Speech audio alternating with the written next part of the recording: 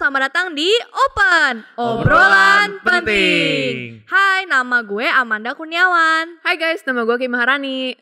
Nama gue Andrew William. Nah, kita tuh udah lama ya gak ketemu ya. Terakhir ketemu tahun lalu, Desember. Iya, selamat tahun baru ya. Selamat tahun baru ya. Selamat tahun baru ya. Iya. Tahun lalu tuh kita ngapain ya? Sama Papa Ngulu ya? Iya, kita bikin TikTok. Yo, itu yang paling gue inget, kita bikin TikTok bareng sama Papa Ngulu. Iya, bener banget. Achievement. Gak salah. Kita tuh bikin TikTok pakai lagu All I Want for Christmas is You. Ya gak? Itu tuh lagu pop Natal favorit gue. Selalu dimainin tiap tahun, ya gak? Setuju banget, gue paling suka emang lagu genre pop itu bisa semangatin kita banget. Yakin kalian pop serius? Iyalah. Kalian suka denger lagu pop? Iya. Ih, bosen banget gak ada komponennya. Mending tuh lagu jazz, lagu klasik. Itu lebih asik deh kalau kalian ngerti. Ih, tapi ya pop itu paling mendunia tau. You know Ariana Grande, you know? Tahu, tapi kan dasar semua musik itu dimulainya tuh dari sejarahnya tuh klasik semua, percaya deh. Tapi musik jazz, musik klasik itu ribet banget weh. Kalau pop itu gampang didengar. Justru itu dia artnya tuh di dalam keribetan itu semua loh guys. Udah. Daripada kita ributin pop, jazz, klasik, mending kita tanya langsung sama ahlinya. Setuju. Hai Pak Andreas. Halo Pak. Halo semuanya. Selamat tahun baru sekali lagi. Selamat tahun baru. Semuanya. Kita kan ngomongin tentang musik nih. Kita mau nanya tentang ke Pak Andreas nih. Tapi sebelum kita nanya-nanya, boleh gak Bapak cerita dulu tentang latar belakang Bapak dan juga studi Bapak di dunia musik ini? Oke. Jadi saya itu mulai belajar musik dari usia 5 tahun. Wow, Ya, karena muda ya? mami saya Mudah. yang masukin ke tempat les piano waktu itu. Jadi belajar dari umur 5 tahun, terus makin lama makin suka. Jadi memang bener-bener suka banget sama musik lah. Dan terus berlanjut sampai SMA. Nah SMA itu mulai tuh bingung. Mau ambil musik atau mau ambil kedokteran. Karena dulu saya rencananya mau masuk kedokteran juga. Jadi saya suka banget biologi dari zaman sekolah. Dan bingung tuh. Apalagi saya kebetulan berasal dari keluarga Tionghoa yang melihat musik pada zaman saya mungkin sampai zaman sekarang masih ke bawah kan. Iya. Bener. Zaman dulu tuh kayaknya anak laki terus ngambilnya sekolah musik lagi ya, kayaknya waduh masa depannya nih gimana nanti kan. Kecil disuruh musik, gedenya gak dibolehin nih. Jadi akhirnya tapi berdoa terus tanya Tuhan, akhirnya saya punya satu keyakinan di dalam hati saya akan ambil musik. Jadi saya kuliah piano education waktu itu. Wow. Dan bersyukurnya papi mami saya tuh yang mendukung saya penuh. Keren, Jadi keren. dari keluarga besar banyak yang nggak mendukung, begitu ya. Jadi opa oma itu nggak mendukung, dari om tante nggak mendukung, tapi justru papi mami saya mendukung. Itu bersyukurnya saya pada waktu itu. Gitu. Jadi mulailah benar-benar menekuni musik secara formal. Jadi dari Pak Andreas kecil ini udah ada passion dan talenta dalam musik ya Pak? Iya. Tapi Betul. gimana cara Bapak yakin kalau Bapak tuh sebenarnya pengen masuk musik? Apakah ada panggilan atau gimana Pak? Betul. Panggilan itu pasti ada. Itu penting banget soalnya. Yang tadi saya bilang kan. Saya dilema banget pada waktu itu. Dimana mau ambil kedokteran atau mau ambil musik. Dan semua orang mungkin 99% melihat saya lebih baik ambil Kedokteran. Dan bahkan saya sampai dipanggil sama kepala sekolah saya waktu itu. Andreas, kamu gak salah mau ngambil musik. Maksudnya dengan nilai dulu cuma ada IPA IPS. Saya masuk IPA sempat ranking 1 juga. Kan? Udah pinter musik, pinter di sekolah. Iya, jadi pada saat itu kepala sekolah saya sampai mempertanyakan gitu. Maksudnya kayaknya lebih cocok jadi dokter, dan memang saya juga suka gitu. Tapi dengan berdoa terus akhirnya satu damai di hati itu yang paling penting. Ya, aku mau ikut, kayaknya ini Tuhan panggil untuk jadi musisi, tapi memang saya memfokuskan di education. Karena saya memang suka banget ngajar dari dulu. Asik. Gitu. Benar. Iya. Nah mungkin setelah dengan berdoa dan Bapak udah damai dengan perasaan mau pursue musik gitu. Nah aku juga yakin beberapa dari teman-teman aku nih Pak pengen banget pursue buat musik. cuman mereka masih agak galau. Nah, mereka juga bingung preparation apa sih yang harus mereka lakuin supaya mereka bisa mengikuti pursue dunia musik. Menurut Bapak, preparation apa yang harus dilakukan oleh siswa untuk dapat mempursue musik? Ini pertanyaanmu oke banget. Karena ini penting banget. Mungkin saya mesti bilang, mesti sharing juga. Siapa tahu open ini ada parents, ada orang tua yang juga nonton. Saya juga sebagai orang tua kan. Kita nih kadangkala sering banget memaksakan dong. Keinginan kita untuk anak kita supaya jadi yang utama nerusin bisnis. Ya, ini kan paling banyak yang tuh menjadi perdebatan utama kan ini. Iya. Atau enggak melihat satu bidang-bidang tertentu yang kita anggap kurang keren gitu, kurang bisa menghasilkan, kurang bisa sukses nanti pas udah gede nanti. Mungkin tidak menjamin di pikirannya. Ya, itu paling penting. Jadi nomor satu sebelum saya jawab itu, kita sebagai orang tua juga perlu memberikan satu kepercayaan dan kesempatan kepada anak-anak. Tetapi sebagai anak-anak juga kadang-kadang kita penuh dilematis dan kadang-kadang cuma mau ikut-ikutan teman. Jadi saya maksud begini, aku nih seneng banget di musik, aku jago main band misalnya. Terus habis gitu kayaknya supaya nggak kuliah susah-susah, ngambilnya kuliah musik aja, gitu kan? Nah, di titik itu ini juga mesti hati-hati karena kuliah musik, ini saya lagi bahas musik gitu ya, itu tidak semudah yang kita bayangkan. Butuh kerja keras, butuh konsistensi. Dulu saya itu belajar piano itu sehari rata-rata 6-8 jam. Waduh. Sekolah ya. Itu sebenarnya sangat biasa gitu. Nah, ketika seseorang yang cuma punya apa ya istilahnya senang bakat, tapi dia tidak punya satu konsistensi yang benar-benar memang mau kerja keras karena apapun bidangnya. Itu saya percaya kita perlu kerja keras dan ketekunan. Betul. Gitu. Kalau nggak akan jadi. Benar. Nah, inilah juga kadang-kadang peran orang tua kan penting mengarahkan. Tapi orang tua di sini hanya bisa mengarahkan aja. Tetap keputusan ada di anak-anak. Nah, sekarang kalau mau melihat itu benar nggak sih aku panggilannya ke sana? Lihat dulu kemampuan kita itu paling penting.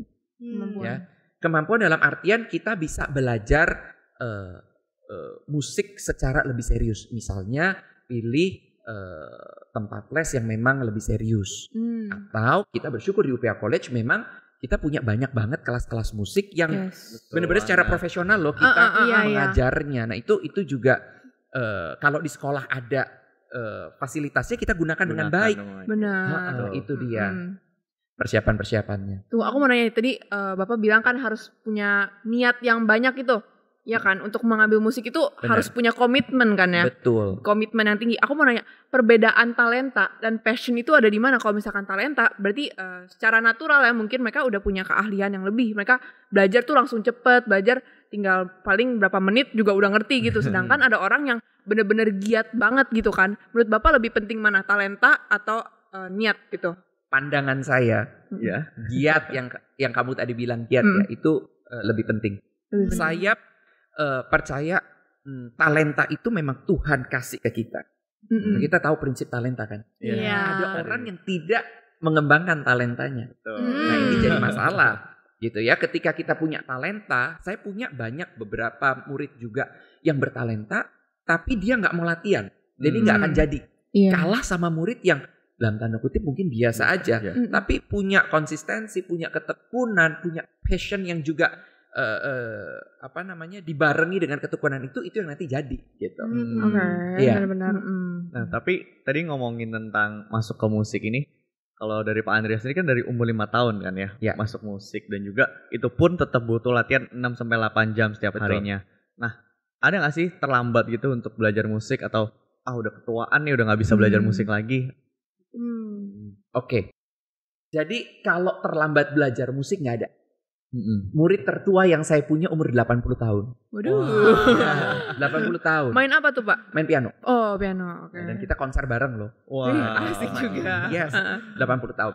Jadi nggak ada kata terlambat. Tetapi kalau untuk studi musik secara khusus, Nah ini perlu diperhatikan betul yang memang mau belajar musik ya.